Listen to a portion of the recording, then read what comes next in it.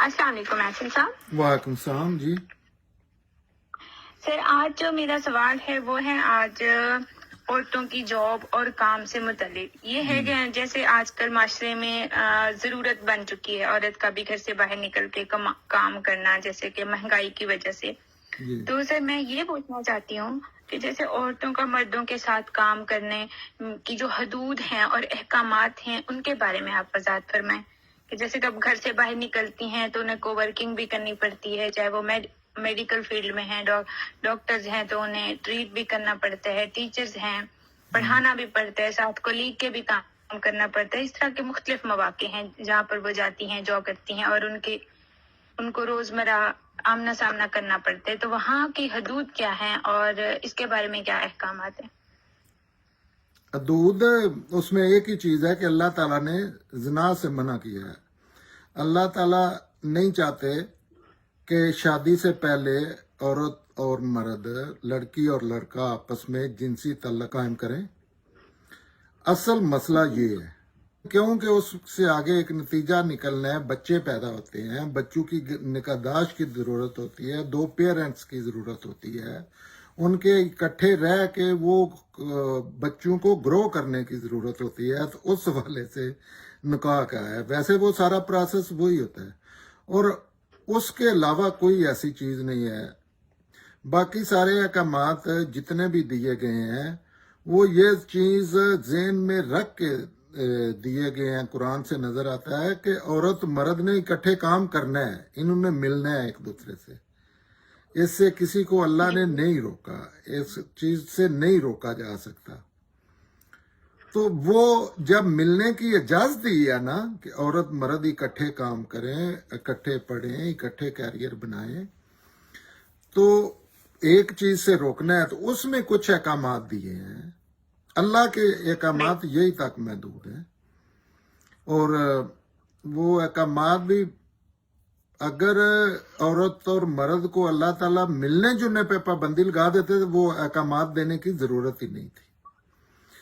वो अहकामात पैदा ही तब होते हैं जब आपको बाहर निकलने की इजाजत है, आपको जॉब करने की इजाजत है, आपको मर्द माशरे में जाकर मर्दों के शाना बशाना काम करने की इजाजत है। तो फिर अल्लाह ताला ने जिसको पर्दा कहते हैं, पर्दे का कई लफ्ज इस्तेमाल नहीं हुआ, ये जब इजाजत दी है कि आप मिलके काम करें, को एजुकेशन सारा कुछ मर्दों के साथ मामला करें, तो फिर अदाब बताए हैं कि जब औरत और मर्द आपस में मिलते हैं तो उसमें किन किन चीजों का ख्याल रखना है।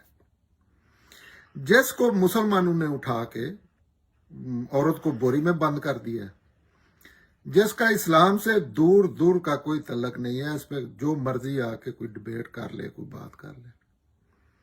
तो असल में ये है, उसमें भी जब आदाब बताए हैं ना कि औरत और मर्दों ने मिलना है और अल्लाह ने कहा कि जब मिलना है, जब आपने एक फैक्ट्री में या एक दफ्तर में सारा दिन काम करना है इकट्ठे, तो उसमें किन किन चीजों का ख्याल रखना चाहिए। ख्याल इसलिए रखना चाहिए कि ये कहीं आपको उस तरफ ना ले जाएं जहां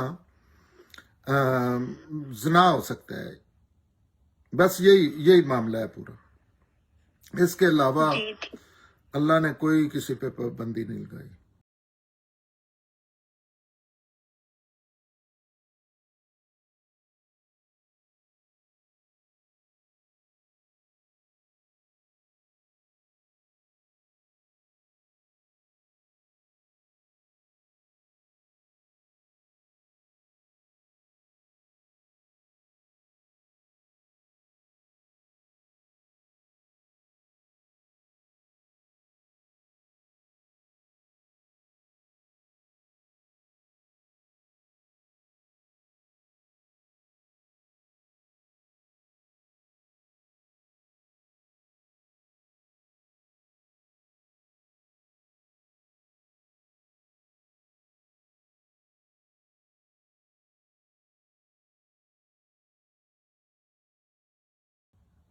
उसमें भी जब ये मामला किया तो पहले मर्द को हुक्म दिया है।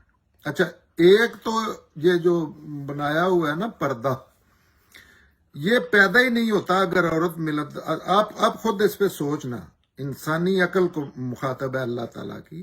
دین کی. اور اگر عورت مرد مل ہی نہیں سکتے تو پردہ پھر کہاں سے آ گیا؟ اس بات کی سمجھ آئی ہے؟ پردہ درختوں سے نہیں کیا جاتا، پردہ گاڑیوں سے نہیں کیا جاتا، پردہ دوسری عورتوں سے، بچوں سے نہیں کیا جاتا، مرد مخالف جنس اڈلٹ سے پردہ کیا جاتا ہے. تو جب آپ ملنے پہ ہی پابندی ہے تو پھر پردہ کہاں سے آ گیا؟ جی وہ ملنے کی اللہ نے اجازت دی ہے. پھر کہا ہے کہ جب ملنا ہے تو اس میں بھی بڑی سمپل سی چیز بتائی ہے، انسان بھی کرے نا کوئی تو ایسے ہی کرے گا. اس میں کہا ہے کہ اپنی نگاہوں میں حیا پیدا کرے، مرد کرے. پہلے مرد کا ہے، مرد نے کر لیا تو اس سے آگے بات نہیں چل سکتی، کیونکہ مرد معاشرے کو ڈرائیو کرتا ہے، وہ جدھر اس کا دل چاہتا ہے معاشرے کو لے کے جاتا ہے.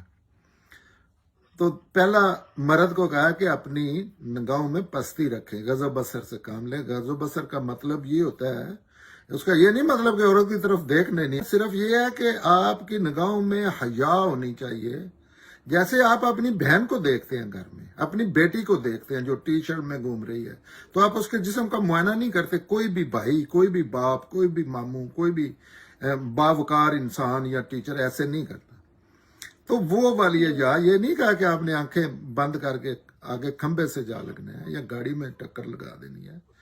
پھر وہ عورت کو کہنا پڑا کہ اللہ کو تو پتا ہے کہ مرد بھی اس کی اطاعت نہیں کریں گے، تو پھر عورت کو کہا کہ آپ نے بھی.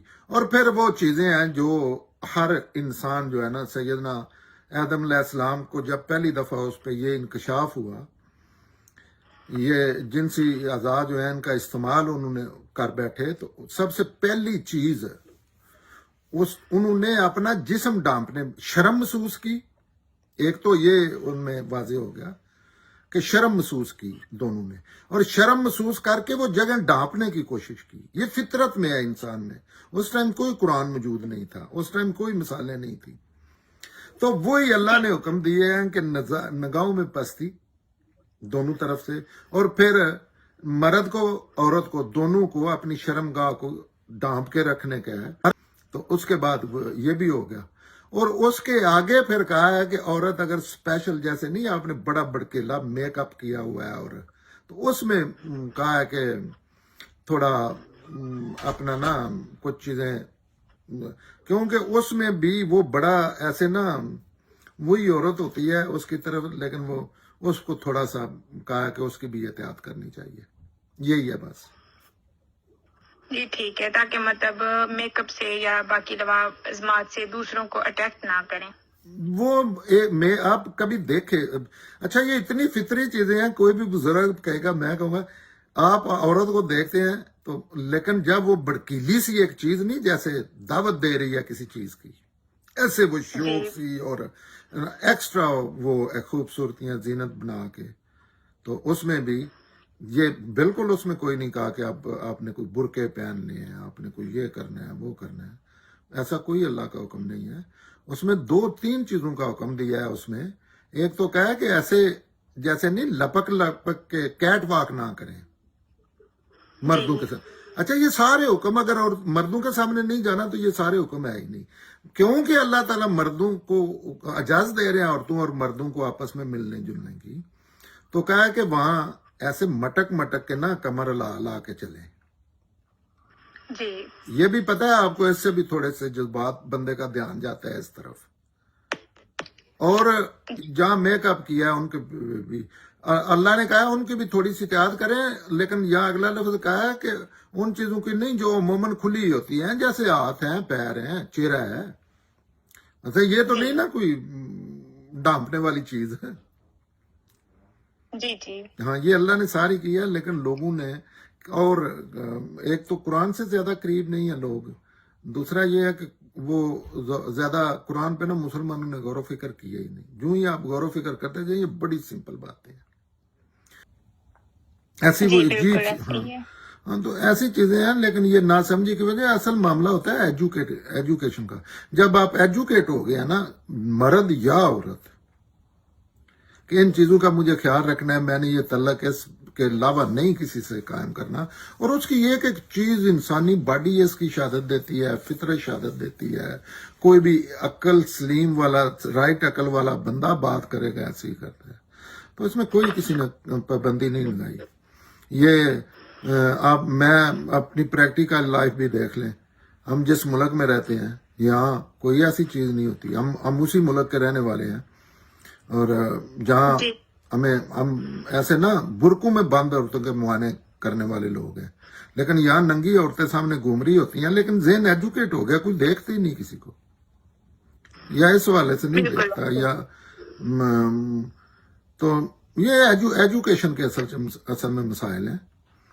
ایجوکیٹ بندہ ہو جائے تو اس کے لیے چیزیں مسئلہ نہیں رہتی.